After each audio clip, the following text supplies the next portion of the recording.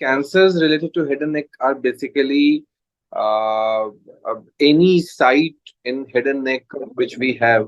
We can have cancer of all those sites. So we have oral cavity, we have tongue, lip, buccal mucosa, we have nose, we have orbital malignancies, we have ear malignancies, we have thyroid malignancies, laryngeal malignancies, parathyroid malignancies. So we can have malignancy, parotid malignancy, salivary gland tumors.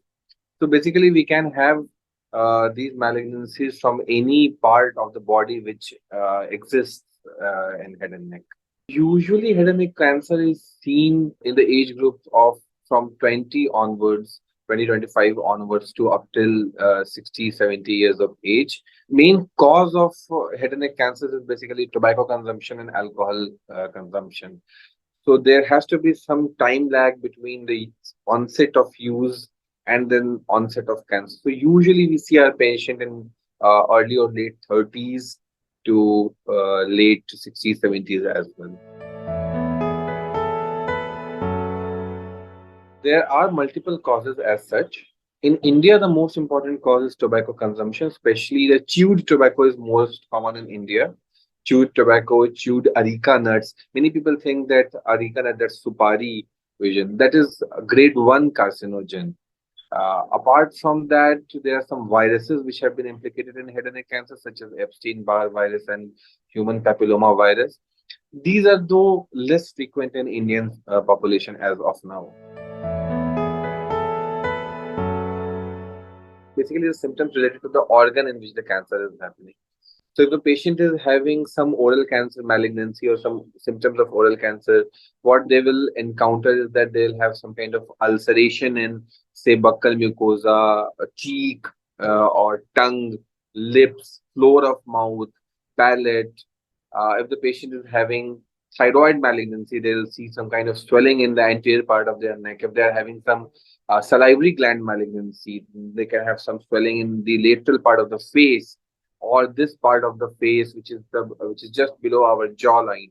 So these are the places which harbor our salivary glands mostly.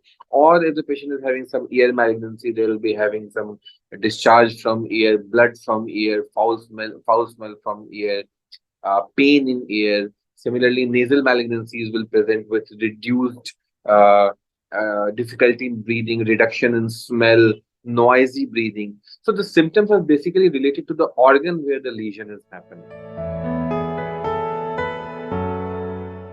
The diagnosis of any cancer primarily is dependent on biopsy.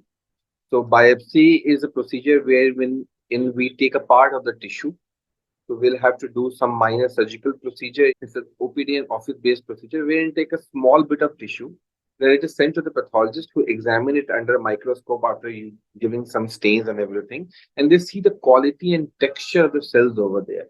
Malignant cells or cancer cells have some peculiar characteristics, which is identified using these microscopes, high-end microscopes. And based on that, a confirmative diagnosis of malignancy is made. Now, this biopsy helps in establishing the diagnosis of malignancy or cancer, whereas imaging, such as CT scan or MRI, they help us in establishing the extent of the disease. So both these investigations are very, very important to establish whether the malignancy is present or not, and to see that to what extent the disease is present, and based on that, we are able to decide upon the further line of management. So for head and neck cancer, especially for oral cancer, because oral cancer is the most common head and neck malignancy, the basic standard line of treatment is surgery.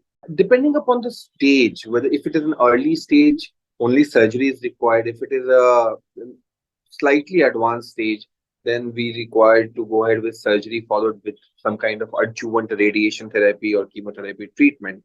And if it is a very advanced disease, in those cases, we have to at times tackle the patient with giving some kind of neoadjuvant or chemotherapy prior to surgery, and then we proceed with surgery followed by again adjuvant chemotherapy. So it's a protracted course of treatment for advanced cases.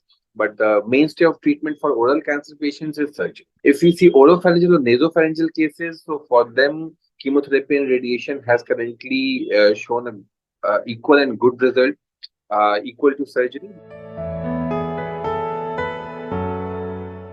One thing is very important for all our patients, and I tell them that the day you are operated versus the versus your present constitution, the moment you are operated, you are in lesser pain as compared to today. So this is very important to understand. The moment the patient is operated, patient is relieved of pain, patient is relieved of, so symptomatically also the patient feels so much better. And then the moment the patient is operated, patient starts a journey of healing rather than journey of disease.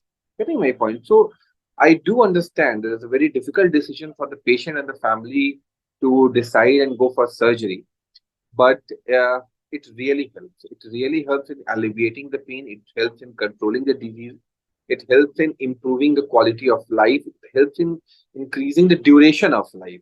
So everything improves with surgery. So definitely we need to counsel our patients better regarding this. We need to explain to them all the risks and benefits of the surgery, and we usually are able to give the right direction to our patients, and based on that they take the right decision. The best way to reduce the risk of head and neck cancer is to stop tobacco consumption if someone is consuming. Second-hand smoking, many people don't know this, but second-hand smoking is also a very important risk factor for cancer. Less for oral cancer, more for lung cancer, but we should try to refrain from all these carcinogen agents in any form, and we should try to persuade people to give it up too.